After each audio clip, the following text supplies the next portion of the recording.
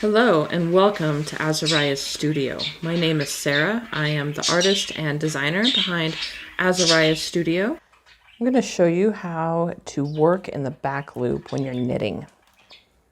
I'm going to use this sock just because it's easy and convenient, but if you want to make a swatch and follow along, here are some instructions to do so. Let's knit the first 4 stitches as normal.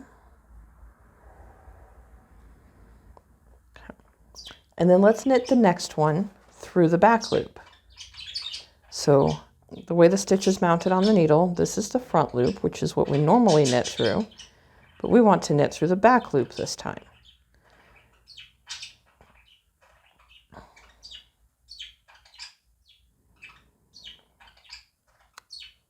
And then knit the next one.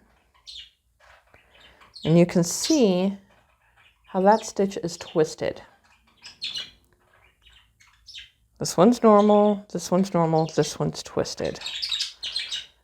Sometimes the pattern wants you to twist the stitches so they have you knit through the back loop. Now you can also purl through the back loop.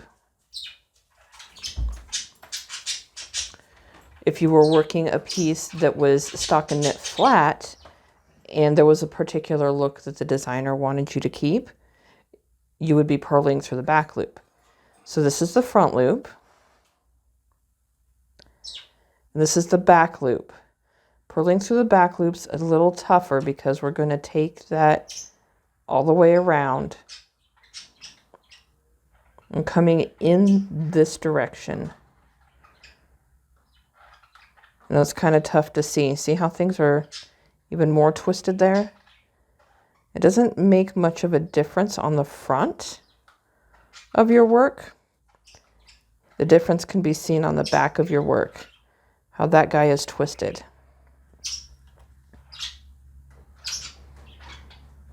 Another time to work in the back loop is when you're combination knitting.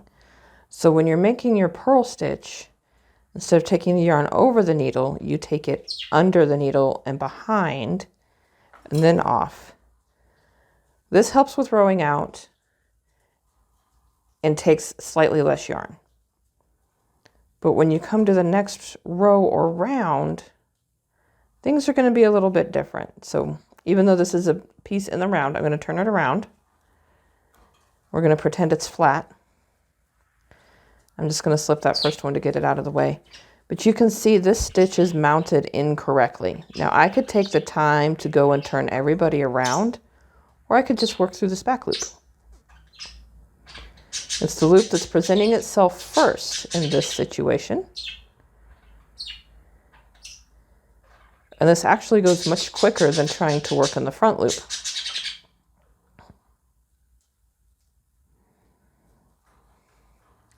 And you can see nobody's twisted because the stitch was already twisted on the needle. Everybody's lying flat.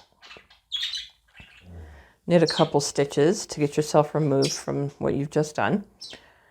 All right, another situation of working in the back loop is in the back loop of a yarn over.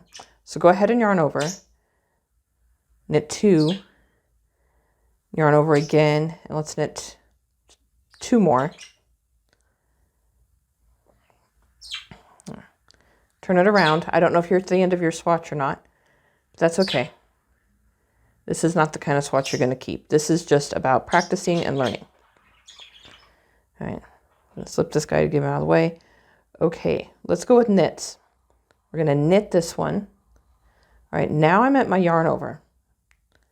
If I work it through the front loop as normal, it'll stay open. If I work it through the back loop, it closes it.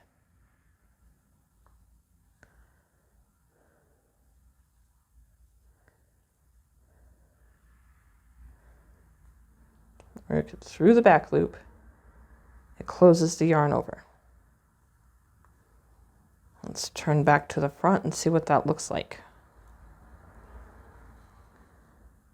That's my gap where I ended. But you see, I don't have any holes where those yarn overs were because I closed it.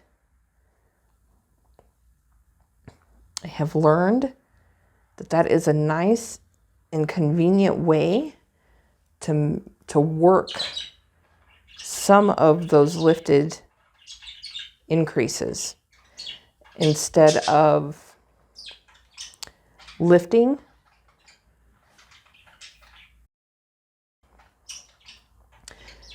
You work the yarn over the row before you need to make the lifted increase.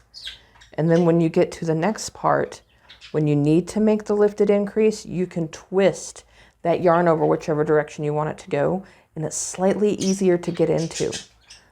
Depending on if you're a right-handed knitter or a left-handed knitter, the make one left or the make one right is going to be more difficult. It's different for each school of knitting.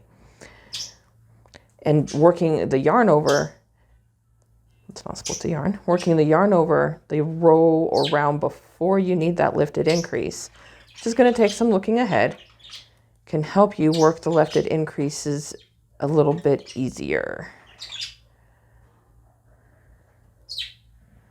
So,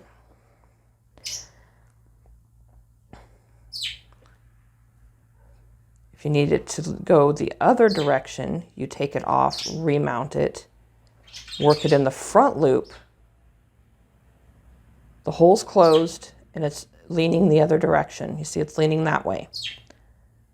So let's take it off. This is how it would normally be mounted. If you work it in the back loop, now it's leaning that way. So if you're struggling with the lifted increase, this might be a really good trick for you. So each knit stitch has a front loop and a back loop, and depending on the look you want will depend on which loop you work in. Thank you for watching. If you liked what you saw, be sure to like and subscribe. If you have more questions, you can always email me, Sarah@azariasfiberarts.com, or drop a comment below. Happy making!